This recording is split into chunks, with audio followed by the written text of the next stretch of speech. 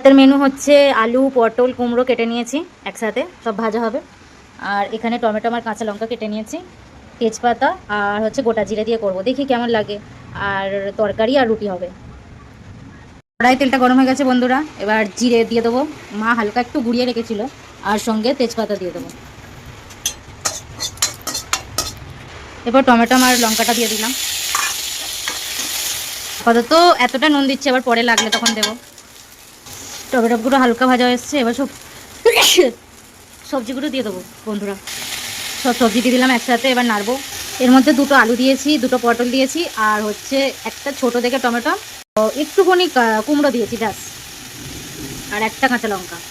এবার আরেকটু নুন দিয়ে দিলাম, এতটা হলুদ দিয়ে দিলাম। মনে হলো কম হচ্ছে, আর একটু দিলাম হলুদ। আমরা একটু তেল ঝাল কমই খাই বন্ধুরা। ব্যাস, এবার নাড়বো আবার একসাথে। ভালো করে সবটা ভেজে নিয়েছি, এবার জল দিয়ে দেবো পরিমাণ মতো। জল ঢেলে দিয়েছি, এবার আর একটু ভালো করে সেদ্ধ হোক, তারপর কি নুন কম হয়েছে বা কিছু তখন দেখা যাবে। একটু খালি ঘেটে দিলাম ভালো করে। অভিজ্ঞতা নেই, দেখেছি যখনই কিছু, বা সবার মুখ থেকে শোনা কথা যে আমরা সব কিছু সবজি যদি ভেজে ভেজে করি তার টেস্টটা আলাদা হয়। আমি এটা এতক্ষণ ধরে তো ভাজতে পারিনি, অল্প একটু ভেজেই জল ঢেলে দিয়েছি। জানি না কেমন টেস্ট হবে, খাওয়ার পরই বলতে পারবো। জল মরে সব সেদ্ধ হয়ে লাস্টে কিছুটা এমন এসেছে।